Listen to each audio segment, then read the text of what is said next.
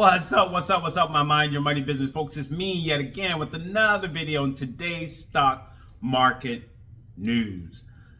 So, as always, hopefully you're in the market and not trying to time the market because that's simply impossible to do.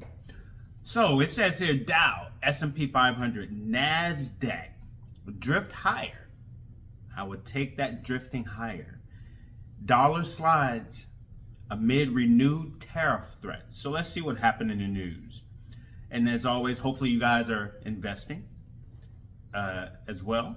So it says here, U.S. stocks moved higher on Thursday as President Trump again urged the Fed for a jumbo rate cut amid easing inflation pressures despite renewing take it or leave it tariff threats on trading partners.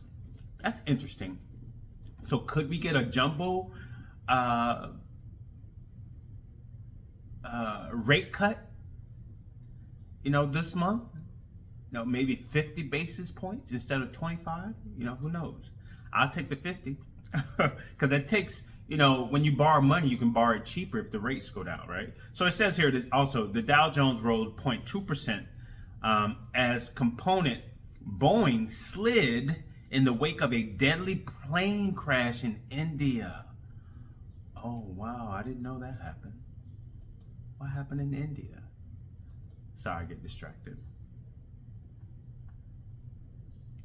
The plane crash carrying 242 people.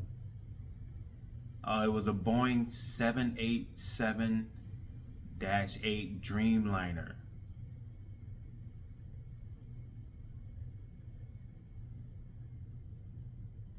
Wow. Praying for those families. The families that lost loved ones in that crash. Wow. Either way, back to the market. It says the S&P 500 gained almost 4.4%, while the tech-heavy NASDAQ composite rose around 0.2%, as Oracle led tech names with a 13% surge. Okay, Oracle gained like $23 today, which is good. All right. It says Trump reiterated his call for a jumbo rate cut from Fed Chair Jerome Powell, saying it was needed to decrease the cost of short-term debt. Trump said he told Powell in his office that if inflation rises, he can raise rates again. Okay, if it's going to go up, I'm okay with you raising, but it's down, and we're going out to financing, and I may have to force something, Trump said. He reiterated that he would not fire. That's good. He will not fire Powell. Meanwhile, the U.S. dollar sank to its lowest level in 3 years amid the tariff threats, and as fresh price data showed a so far mild impact from Trump tariff policies. Wholesale inflation increased less than economists expected, one day after its consumer counterpart showed an easing in price pressures. So further hints that tariffs are spurring inflation could put the Federal Reserve in a tight spot ahead of its policy meeting next week. Go down, Feds, go down. So bets on interest rates cuts this year have mounted, but analysts expect officials to maintain their wait and see approach to economic data and policy decisions, with September seen as the most likely spot to resume rate cuts. So while investor focus is shifting back to the Fed, Wall Street is still closely following the latest twists and turns in Trump's tariff policy in the hunt for clarity. U.S. trading partners will get letters within a week or two to set their unilateral tariff rates, Trump's reiterated on Wednesday, renewing the threat of no-deal hikes. But Treasury Secretary Scott Bessent told Congress it is highly likely that countries in trade negotiations with the U.S. will see an extension of the 90-day tariff pause currently set to expire July 9th. Okay. And that's pretty much it when it came to the news on today, or when it comes to the news today on the stock market. So Nvidia gained $2.17 today. Hold on, let me refresh this. Make sure that it's current. Yeah, gained $2.17 today, closing out at $145 even. I'll take that. Love some gains. Love the green. Love the green. My S&P 500 SPLG ETF gained 27 cents today, closing out at $71.01. My information technology ETF FTEC gained $1.39 today, which is great, closing out at $188.52. Broadcom gained $3.16 today, closing out at $256.07. Tesla lost $7.29 today, closing out at $319.11. Apple gained 42 cents, closing out at $199.20.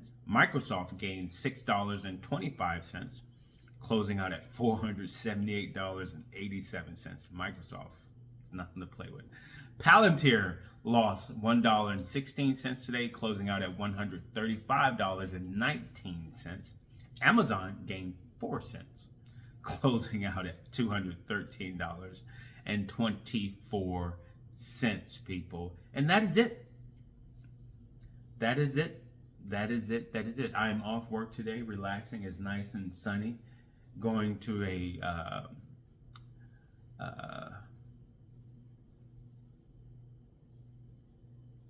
cookout, a barbecue, potluck around noon today.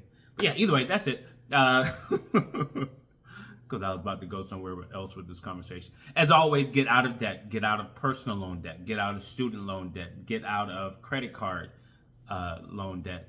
Get out of car loan debt. Did I say that already? Either way, get out of debt, people.